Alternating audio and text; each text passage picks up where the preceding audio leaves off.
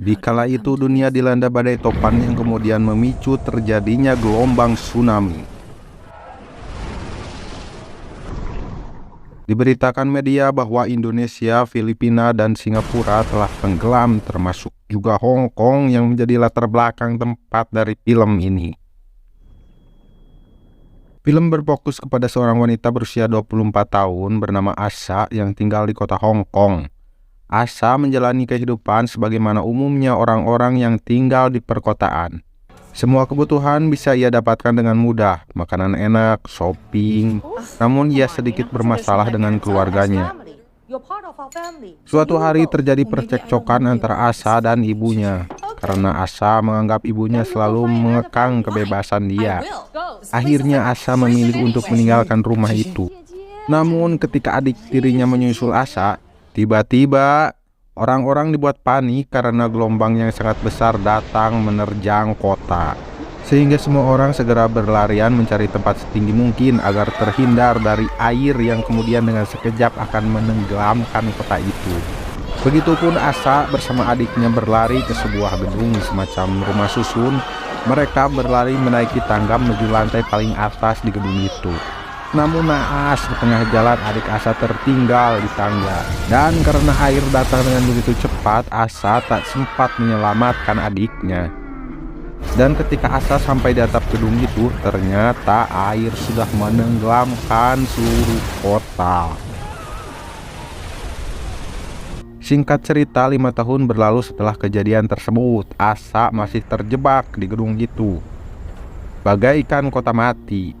Karena air sampai saat itu tak kunjung surut, tak pernah surut seperti cintaku padamu. Sekian lama terjebak di tempat itu, Asha terpaksa harus hidup sendiri, makan sendiri, masak sendiri, cuci baju sendiri, tidur pun dia sendiri. Karena kesendiriannya, Asha menjadi sering melamun, minum sambil melamun, makan sambil melamun, modal sambil melamun, bahkan ketika ia mandi pun sambil melamun. Namun di adegan mandi ini, kalian wahai para cowok jangan berharap akan melihat tubuh mulus Asha, karena tentu saja bagian itu sudah aku hapus.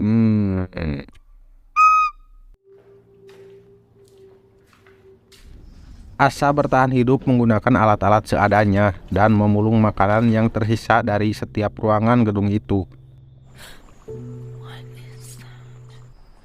Dia juga mencari peruntungan dengan apapun itu yang hanyut di air. Saat itu semua orang yang selamat dari bencana tersebut demi bertahan hidup, mereka menjadi egois, mementingkan diri sendiri atau komplotannya. Jadi keadaan bisa saja seketika berubah menegangkan. Seperti satu saat, Asha sedang mengamati situasi dengan menggunakan teropongnya. Tiba-tiba, di gedung lain di seberang tempat itu, ia melihat seseorang yang sedang mendapatkan kekerasan dari orang jahat yang menjarah tempat itu. Dan ternyata keberadaan Asha yang sedang meneropong diketahui oleh seseorang yang juga sedang meneropong ke arah Asha. Jadi Asha dan orang itu saling teropong-meneropong. Kemudian tempat persembunyian Asha didatangi sekelompok orang jahat itu. Namun untuk mengantisipasi hal buruk, Asha sudah punya tempat persembunyian yang membuat dia aman dari bahaya.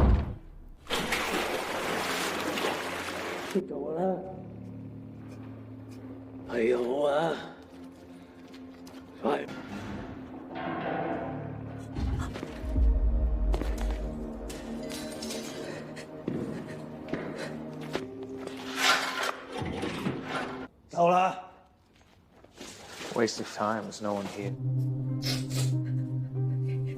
Kesepian yang dialami Asha sekian lama hidup sendirian akhirnya berubah ketika seorang gadis kecil datang menyelinap ke tempat itu dan kemudian menemani hari-harinya.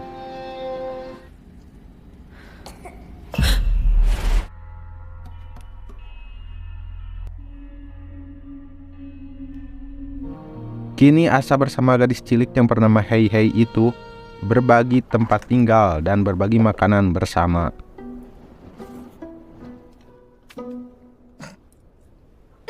Dan keceriaan pun terlihat dari wajah mereka. But don't touch. You're building a raft. Walaupun pada awalnya tujuan mereka berbeda, Asa yang memilih untuk tetap tinggal dan bertahan di tempat itu, sementara Hei Hei punya keinginan keluar dari tempat itu untuk mencari tempat yang lebih aman dan keinginannya untuk mencari ibunya yang terpisah. Semula Asa menganggap hal itu mustahil karena akan sulit dilakukan. Namun melihat Hei Hei yang semangat membuat rakit, akhirnya hati Asa tergugah untuk mencari harapan baru, menemukan tempat yang lebih layak dan lebih aman untuk mereka tinggali. Karena di tempat itu, untuk mendapatkan air bersih saja sangat sulit. Asa harus menunggu datangnya hujan untuk mendapatkan air dalam jumlah banyak. Kalau tidak ada hujan, Asa hanya bisa mendapatkan air bersih dari tetesan embun pagi. Akhirnya Asa pun ikut membuat semacam perahu kecil yang akan mereka gunakan untuk mengarungi lautan menuju sebuah titik lokasi aman yang mereka ketahui dari radio. Namun tiba-tiba, keadaan berubah kembali menegangkan ketika sekelompok orang jahat dengan menggunakan perahu mendatangi tempat tersebut. Asa pun segera bergegas untuk menghilangkan jejak dan menyembunyikan Hei Hei di tempat biasanya dia sembunyi. Sedangkan dia bersembunyi di sebuah ruangan berbau busuk dan dianggap aman karena di situ ada mayat manusia yang ditutupi sehelai kain. Hal itu lebih baik bagi Asa ketimbang harus ketangkap oleh orang-orang jahat itu. Dan benar saja, ketika salah satu dari mereka mendatangi tempat itu, yang dia temukan hanyalah sosok mayat yang berbau busuk.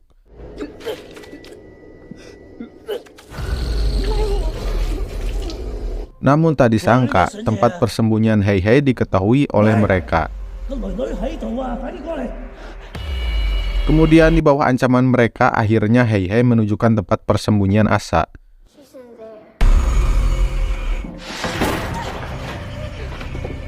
Semenjak itu, Asa dan Hei Hei mendapatkan perlakuan kasar dan menjadi tawanan mereka.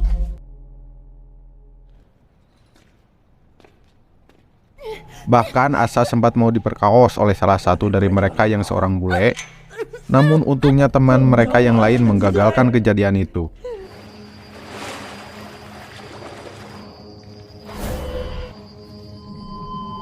Asa yang kemudian punya kesempatan untuk menyerang si bule itu, akhirnya bisa melumpuhkan dia. Asa berhasil menembaknya dengan flare gun. Kemudian menggunakan teknik ala John Rambo, akhirnya Asa berhasil menyingkirkan mereka satu persatu.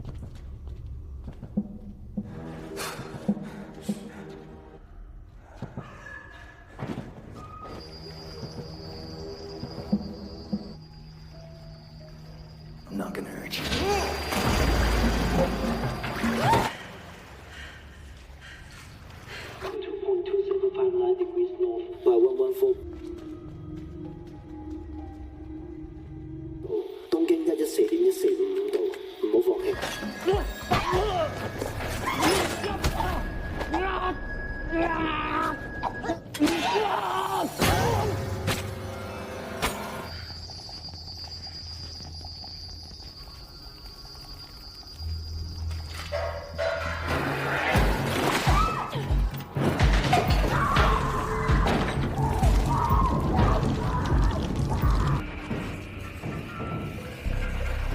Kamu tak mati.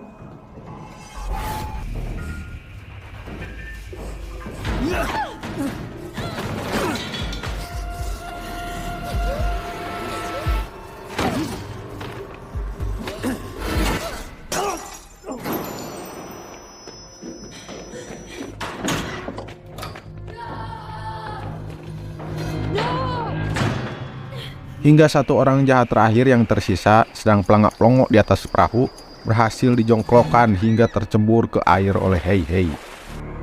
Yang sayangnya Hei Hei ikut tercebur ke air, namun Asa berhasil menyelamatkannya.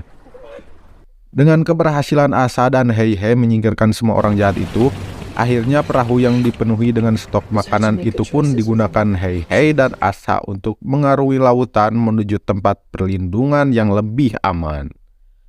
Dan film ini pun selesai. Pelajaran yang bisa kita ambil dari film ini kira-kira mengajarkan kita agar jangan patah semangat untuk sesuatu yang lebih baik, walaupun yang tersisa hanyalah pilihan terburuk. Subscribe, like, comment, and share untuk semangat saya membuat video-video selanjutnya. Saya Micung, Permios.